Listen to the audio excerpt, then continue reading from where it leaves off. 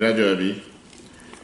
Donc aujourd'hui, la 25e Milula, cette année, ce Shabbat.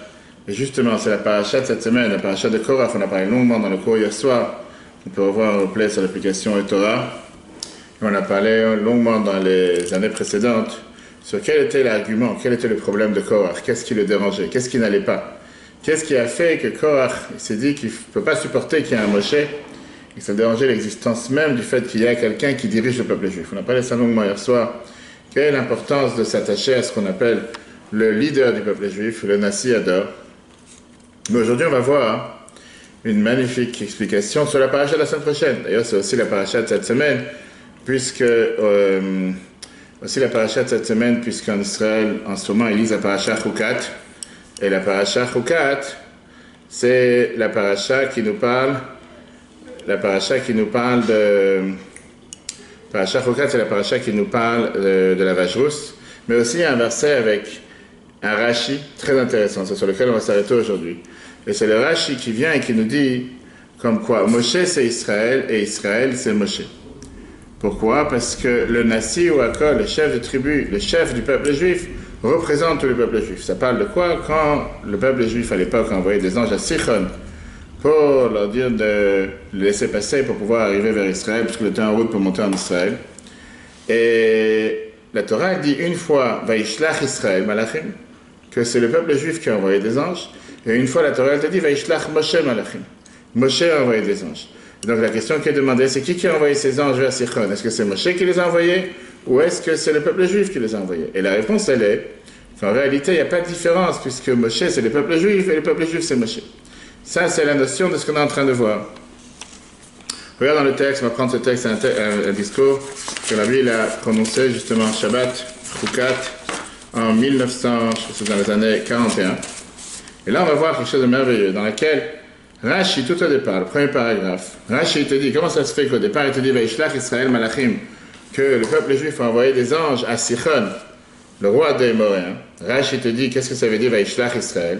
Ou Mefaresh, Rashi te dit, mais comme un dans un autre endroit, le verset te dit que c'était Moshe qui a envoyé. Alors, Sheneemar, comme c'est écrit, dans le Chumash Dvarim, quand Moshe répète tous les épisodes, tout ce qui s'est passé, Vaishlach Malachim et Midbar Demot, j'ai envoyé des anges, et après on te dit, Vaishlach Moshe Malachim, Moshe il a envoyé des anges. Dans Yiftach, c'est écrit dans les Juges, chapitre 11, verset 17, Vaishlach Israël Malachim, c'est Israël, le peuple juif qui a envoyé des anges au roi d'Édom. Alors Rashi vient et te dit, Aktuvim alanotrichim zelazé. Ces versets se contredisent, ou peut-être il y a un problème, il y a quelque chose qui ne va pas entre ces versets. Zenoël, peut-être en réalité il y en a un qui commence et un qui termine. Chez Moshe ou Israël, et Israël et Moshe. Moshe, c'est le peuple juif, et le peuple juif, c'est Moshe. Le Malcha pour te dire, chez Nasi Ador, que le chef de la génération, ou que Chol Ador représente toute la génération. Pourquoi? Qui a Nasi ou Akol, parce que le Nasi, le chef de la génération, le guide de la génération, est tout le peuple juif. Rabbi te demande dans ce discours qu'il a prononcé en 1981 qu'apparemment Rashi ici cherche à nous expliquer une contradiction qui a l'air entre les versets. En deux mots, est-ce que la mission à Sichon et Édom a été faite par Moshe ou elle a été faite par Israël? Mais Rabbi te dit, on sait très bien que Rashi n'est pas là pour commencer, c'est pas un Gemara. C'est pas la Gemara qui vient et qui te débat les questions-réponses, pourquoi, comment. Rashi te dit à plusieurs reprises, moi je suis là pour expliquer le sens simple du verset. Et donc apparemment, on est bien obligé de dire que Rashi a un problème avec le verset ici. Et puisqu'il a ce problème, c'est pour ça qu'il cherche à nous l'expliquer. Parce que si c'est juste pour t'expliquer les contradictions qu'il y a entre les versets, pas besoin d'avoir un Rashi. Rashi, c'est pas son type d'explication, même si bien sûr que Rashi peut le faire. Dans les paragraphes, Yesh Lomar, Rabbi te dit, chez Akushi que la différence qu'il y a dans le verset ici, c'est la différence qu'il y a entre, dans ce verset, on te dit que la mission à Sichon, c'était Israël qui l'a envoyé, avec le verset qui est juste avant, dans lequel on te dit que la mission au roi d'Édom, Vaishlach Moshe Malachim. C'est Moshe qui a envoyé des anges. Et pour ça que Rashi t'amène des preuves des autres endroits. Ok. Sautons le prochain paragraphe. On va voir la suite. Qu'il y a ici une difficulté dans le langage que Rashi emploie en te disant Moshe c'est Israël et Israël c'est Moshe. Pourquoi tu dis deux fois la même chose? Et surtout, qu'est-ce que ça veut dire chez Nasi Ador ou que Chol Ador? Que le guide de la génération représente toute la génération. Qu'est-ce que ça veut dire Nasi ou Akol? Qu'est-ce que ça veut dire que le maître de la génération représente toute la génération? Apparemment, dans la réalité des faits, il y a les peuples juifs et il y a le leader du peuple juif. C'est deux choses totalement différentes. Pour ça, voyons dans le chiffre 3. Là, l'arbitre explique comme ça. Il faut comprendre qu'en réalité, il y a une contradiction à l'apparence majeure dans le sens simple. Ici, le verset te dit « Vaishlach Israël Malachim ». Le peuple juif a envoyé des anges. Le verset précédent, quand on a parlé du roi d'Édom, c'est écrit « Vaishlach Moshe Malachim ». Moshe a envoyé des anges. On ne peut pas dire que le Meshalech, le Melech Édom, ayant Moshe, va Meshalech, les Sichon ayant Israël. J'aurais pu te répondre en te disant que celui qui a envoyé les anges à Édom, c'était deux choses différentes, il y avait Édom et Sichon. Ça, c'était le peuple juif. Et pour Sichon, c'était Moshe. Donc, on peut dire, on comprend. On parle de deux types de missions différentes, on parle de deux choses différentes.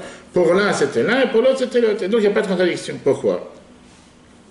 D'abord, la Bible dit, parce qu'envoyer des anges pour aller voir le roi d'Édom, c'était avec, si on peut dire, c'était le peuple juif qui a envoyé. Puisque au final, c'est pas que Moshe cherche à passer lui-même ici la frontière. C'est pas qu'il lui cherche à rentrer en Israël. Il cherche à faire en sorte que tout le peuple juif puisse rentrer. Et c'est tout à fait normal que c'est pas Moshe qui envoie lui, qui va lui-même. Il envoie une délégation, il envoie des gens qui demandent que le peuple juif, que le peuple juif voudrait passer. Alors pourquoi c'est écrit, si c'est comme ça, la question du premier verset, Vaishlach Moshe, Moshe a envoyé. Si la délégation, la représentation, c'est au nom du peuple juif. En vérité, c'est tout à fait normal, parce que tout ce que le peuple juif fait, ça dépend de Moshe. C'est Moshe qui est le responsable.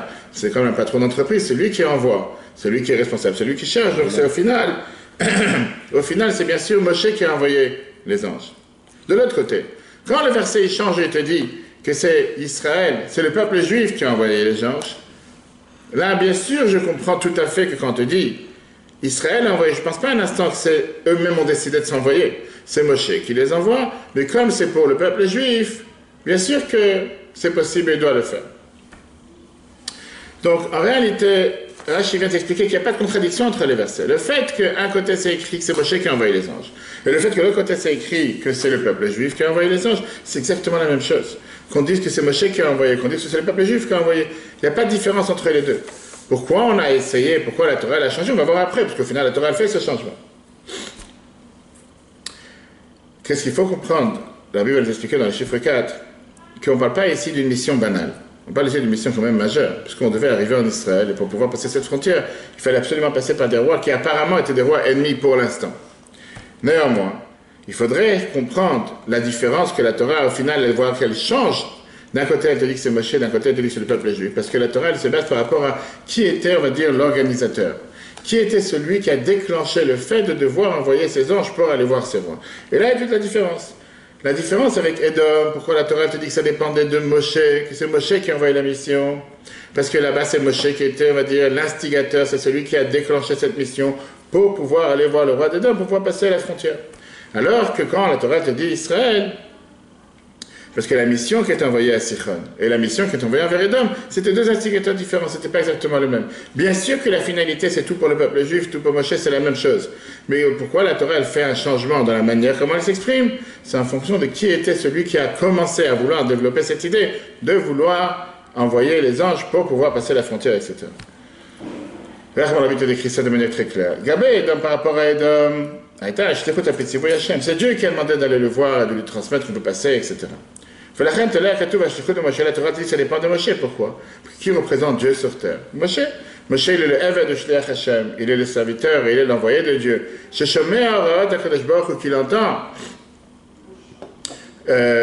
Qu'il entend les enseignements de Dieu et qu'il les accomplit concrètement.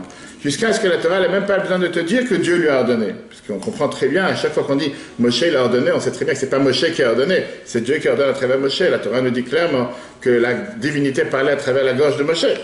Et comme on voit que dans beaucoup d'endroits dans la Torah, on ne dit même pas que c'est Dieu qui a ordonné à Moshe, mais on comprend parfaitement que ce n'est pas Moshe qui a pris l'initiative de lui-même en décidant qu'il aurait dû faire une telle chose. Par contre, par rapport à Sichon, Rashi te dit clairement dans 134 que Dieu n'a pas demandé, il n'a pas ordonné de vouloir chercher la paix d'abord. Et donc on peut dire que quand on dit Vaishlach Israël, que le peuple juif a voulu en disant on ne cherche pas la guerre, on veut passer gentiment, on veut passer tranquillement, laisse-nous arriver à notre territoire, laisse-nous arriver vers Israël. Et c'est pour ça que puisque c'est pas Moshe qui a voulu le faire, mais c'est le peuple juif, c'est pour ça que c'est écrit Vaishlach Israël, c'est Israël qui l'a déclenché et pas le peuple juif. Et c'est pour ça que Rashi t'explique qu'ici il faut comprendre Pourquoi la Torah elle a décidé de changer de texte en fonction qui était l'instigateur, qui était celui qui a décidé d'envoyer ces mises. Tout ça, on va dire c'est une parenthèse. Parce qu'au final, Rashi termine en te disant Moshe c'est Israël, Israël c'est Moshe, pour te dire que quoi? Que Nassi adore, que Chol adore, que le guide de la génération, il est comme toute la génération, qui a Nassi ou Akol, parce que le Nassi, le guide de la génération, représente toute la génération. Ça, c'est ce que Rashi nous dit dans le Chumash Parashat Chukat, la semaine prochaine. Qu'est-ce que ça veut dire que le Nassi ou Akol? Qu'est-ce que ça veut dire que le guide de la génération représente toute la génération? Qu'est-ce que ça veut dire Moshe c'est Israël et Israël c'est Moshe? C'est comme on l'habitude d'écrire. Ça ne veut pas dire que Cher Amdouba Betaskuto Shel Moshe Beinyan Hashayach Letzorkek Lal Israël. Quand je parle de ce que Moshe s'occupe pour le bienfait du peuple juif, ce n'est pas quelqu'un de personnel ici. Mais il fait ça pour la généralité. C'est quelqu'un de communautaire qui s'occupe de toute la communauté. Au Bemel Afshal Echtov Moshe ou Israël, donc je peux dire Moshe ou Israël, c'est exactement la même chose. Non. Rashi te dit ici quelque chose de beaucoup plus profond. Que l'essence même de Moshe, puisque c'est le guide de la génération, Moshe vaut toute la génération. Toute la génération est à l'intérieur de Moshe. Ça veut dire quoi? Que le Nassi adore, le chef de la génération, ou Be'etzem, Ish Tziburi Be'etzem Maoto, c'est quelqu'un de communautaire par son essence même. Mais le Moshe aussi, Israël, ce qu'il fait, c'est pas Moshe qui le fait, c'est le peuple juif qui le fait. Il y a pas tu peux pas dissocier Moshe et le peuple juif, comme on dit un patron de boîte et les employés. L'employeur, il a fait une chose. Alors effectivement, tout ce que les employés font, c'est sur le dos de l'employeur, et l'employeur, il a fait une chose, on va dire que c'est pour le bien des employés. Pas forcément. Au final, s'il y a un employé, il a fait une erreur, ou quelque chose de bien, on va dire que c'est l'employeur qui l'a fait. Oui, il travaille pour cet employeur, mais c'est l'employé qui l'a fait. Là, la Torah te dit que non. L'essence de Moshe, tu ne peux pas la dissocier du peuple juif. Moshe, c'est Israël. C'est pas que Moshe est d'à côté. D'ailleurs, on a vu ce qui s'est passé les dernières semaines, comme à chaque fois, malgré toutes les difficultés, malgré à chaque fois tout ce qu'ils peuvent faire pour l'énerver, pour le mettre en colère, il vient demander à Dieu d'avoir pitié sur un corps cette semaine avec Korach, on n'a pas eu longtemps pour voir dans le cours sur Torah, comme quoi il vient et l'insulte et Moshe ne dit pas sur le champ à Dieu exterminé, débarrasse-toi d'eux. Boker v'yeda Hashem, attendons jusqu'à demain et Dieu montrera à qui c'est qui a raison avec les tasses des bâtons, avec le bâton d'Aaron qui a fleuri, etc. Quand Rashi termine chez un Nassi ou Akol, qu'est-ce que ça veut dire que le chef de la génération, le chef du peuple juif, c'est toute la génération? Pourquoi Rashi n'a pas dit Kol? On a dit là, apparemment c'est une répétition quand on te dit que le Nassi adore ou que Chol adore, que le guide de la génération il est comme toute la génération, parce que le Nassi il est tout. Tu vas dire deux fois la même chose. Là oui, il te dit non. Pourquoi il ne te dit pas ici que c'est comme toute la génération? Kien kavanato kan shemauto shel Nassi adore. Ça ne veut pas dire que l'essence du chef de la génération, hi Kol anshe adore, égale à toute la génération. En deux mots, que tu mets toute la génération d'un côté ou Moshe de l'autre, c'est la même chose. Non. Ici, on est en train de dire chez Akol, Kol Tzorka, tous les besoins de toute la génération, les besoins matériels comme les besoins spirituels, passent à travers le Nassi de la génération, passent à travers le guide de la génération. Cholma sheyesh etzel bnei Israël, tout ce que le peuple juif reçoit, bam bikoach hanassi, passe à travers la force du guide de la génération. D'où on le sait. Regardons le Moshe. Matzinu benoga etzel bnei Israël bamidbar. On a vu ce qui s'est passé avec les peuples juifs dans le désert. Chez Kol Tzorcheim Agashmim, que tous leurs besoins matériels, achila, manger, par exemple la manne, bassa, la viande, shtia, l'eau, kiblo, allez de Moshe. Ils ont reçu à travers Moshe, par l'intermédiaire de Moshe. Bien sûr que c'est Dieu qui leur a envoyé, mais au final il y avait bien un Moshe au milieu.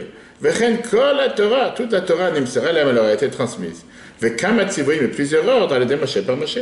Umikivan shekol inyane vetzorchei bnei Israël baim mi Moshe.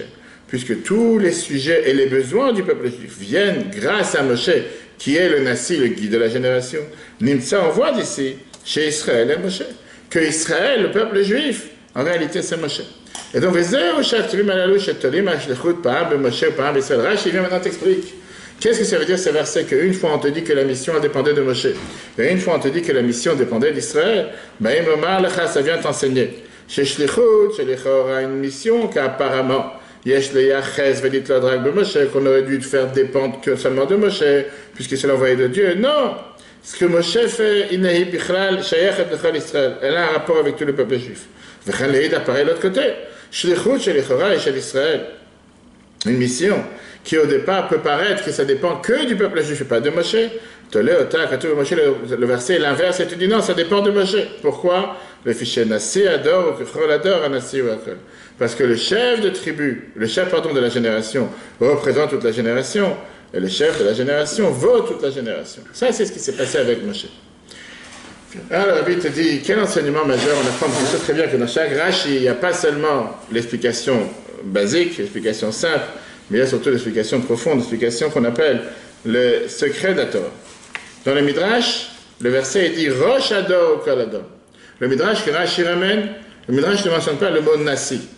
Le Midrash te dit la tête de la génération représente toute la génération. Rashi change, et Rashi te dit Nassi Ador ou Kol Ador. Le guide de la génération est toute la génération. Pourquoi Rashi ne pouvait pas reprendre le mot du Midrash lui-même qui veut dire la tête de la génération? Le Yesh Lomar. Regarde mon Rabbi t'explique ça. Et ça, c'est toute la nouveauté que Rashi va nous apprendre ici. Qu'est-ce que ça veut dire quand je te dis Rosh Ador, la tête de la génération? Puis Rosh Ador, c'est exactement comme la tête. Qu'est-ce que ça veut dire la tête? La tête dirige tout le corps. La tête veut dire Manig et Kol Ador. La tête dirige toute la génération. Quand je dis la tête de la génération, dirige toute la génération. Comme la tête, elle dirige le corps. Ça, c'est le Midrash. Rashi, il emploie ici le mot Nassi. Nassi qu'on a vu dans les dernières semaines, la paracha de Nassau, etc. Nassi qui veut dire la chaîne Nassi ou vraiment élevée. Haïn ou Shemator à Adam, quand on dit que quelqu'un c'est un Nassi, en français c'est un président.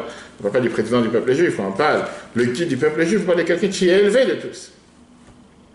Dans le Midrash il vient te dire Rosh Ador, Kol Ador. Qu'est-ce que ça veut dire que la tête de la génération, c'est comme toute la génération? On peut expliquer que puisque la tête dirige toute la génération, et par un comportement de la tête, toute la génération sont unies avec la tête. C'est pour ça que tu dis que la tête de la génération est comme toute la génération. Et donc d'après le Midrash, qu'est-ce que ça veut dire la tête et toute la génération? Tu dis ça c'est seulement dans les sujets communautaires, les sujets qu'ils ont à faire avec toute la génération. C'est-à-dire les choses qu'il fait pour le peuple juif, quand il s'occupe à être présent pour le peuple juif, automatiquement tout le monde s'unit comme une seule personne. Tu ne peux pas dissocier Moshe et le peuple juif. Rashi te dit c'est plus que ça. C'est pas seulement la tête qui est unie avec le corps, qui dirige le corps, qui agit ensemble avec le corps. Et donc automatiquement, comme Moshe il agit, c'est comme si tout le peuple juif agit. Nassi Ador, qui est pas seulement une tête, mais c'est surtout le chef de la génération. Qu'est-ce que ça veut dire Nassi? Que lui-même, il est élevé. Son élévation, c'est une élévation qui prend avec lui toute la génération. Tu peux très bien dire que tu as des fois quelqu'un qui est président, ou quelqu'un qui est chef d'entreprise, peu importe, chef d'entreprise, chef de grosse entreprise, qu'il est avec un niveau, il n'a pas de contact avec les petits employés, il n'a pas de contact avec les petits, celui qui vient faire le ménage, il n'a pas de contact avec celui qui ramène le courrier. Ils sont tellement séparés les uns des autres, il est tellement élevé, il est tellement différent que c'est deux choses différentes. L'un d'un côté, Moshe était celui qui était le Nassi Ador, il était le chef, le guide du peuple juif, mais il était mélangé à l'intérieur de chaque détail du peuple juif. Il était à un niveau élevé et en même temps à leur niveau. On a vu il y a 2-3 semaines, comme on reste dans Baalatra, comme on reste, la Torah dit que Moshe était la personne la plus humble de tous ceux qui étaient sur la terre. Comment il peut être humble? Ça, c'est le guide de la génération. Comment il peut être humble s'il est tellement élevé?